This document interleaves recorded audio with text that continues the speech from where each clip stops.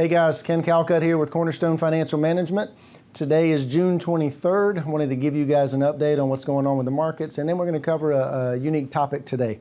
Quick market update. I don't want to get into much detail. The market's been very flat the last couple of weeks. Nice recovery since the April sell-off.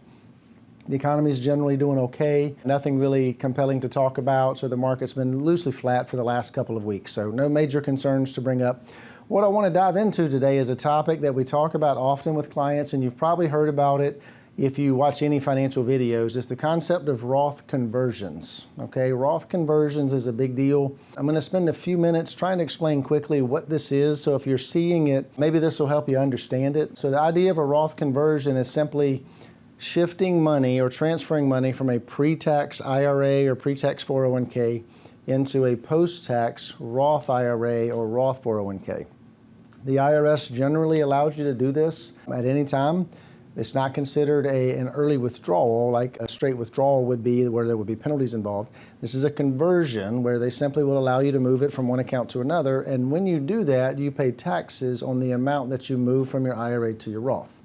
So the question comes up was, well, why would I do that and voluntarily pay taxes on an IRA that I don't have to pay taxes on yet? Okay, so when you step back and you look at the long-term financial plan that you have going, you have to look at what's the most efficient way to pay the taxes on this IRA or 401k money. Okay, sometimes it does make more sense to go ahead and voluntarily convert to Roth and pay taxes. Sometimes it does not.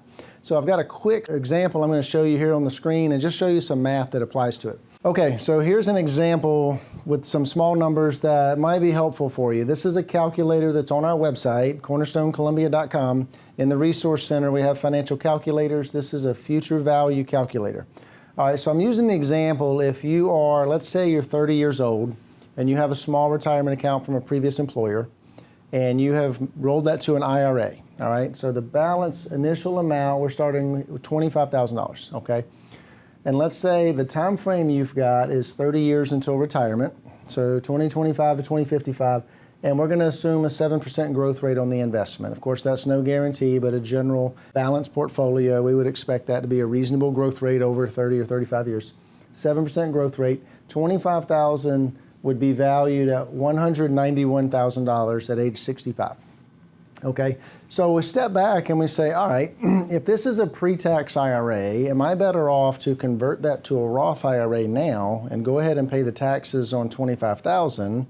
And let's say for a normal person, normal income earner at a 22% tax rate or 24% tax rate, I might pay 25% taxes between state and federal. So 25% tax on $25,000, I'm going to be somewhere around $6,000 in taxes that I owe now if I convert it, versus $191,000 when I get to retirement. Now, granted, at retirement, I'm not going to draw all this out at one time. That would be very unusual. I'm going to draw it slowly to provide income to live on. But every dollar that comes out of this is taxable at whatever age I take it out. So there is the idea that if I go ahead and pay taxes and do a Roth conversion on the $25,000 and go ahead and pay $6,000 in taxes today, that'll prevent me from ever having to pay taxes on $190,000 plus the growth beyond that for the rest of my life. So in some situations, it's a pretty good trade-off to say, you know what, it's a better deal for me to go ahead and pay the taxes on $25,000. So the growth on that account for the rest of my life is tax-free. Not a bad trade-off. Not perfect for everyone, not the right fit for everyone, but that's the whole idea of Roth conversions. It's a big deal with financial planning. One thing we're always looking at is what is the most efficient way, tax-efficient way to get your money out of your accounts when needed, okay? And so Roth conversions is a big strategy. Another thing to think about, this account, if you end up not using it in retirement, let's say it's going to be left to children, right? And it's going to be significantly more than $190,000 if in a normal life expectancy situation. If my children are inheriting this account, they also owe taxes on it. So they're not going to get it tax-free. So the bottom line is someone's paying taxes on this account at some point.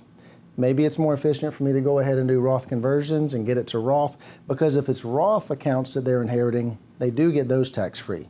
If it's pre-tax accounts they're inheriting, they are not tax-free. The kids have to pay, the beneficiaries have to pay taxes on it. So I have to look from the lens of even beyond my lifetime, what's the most efficient way for this money to stay in my family?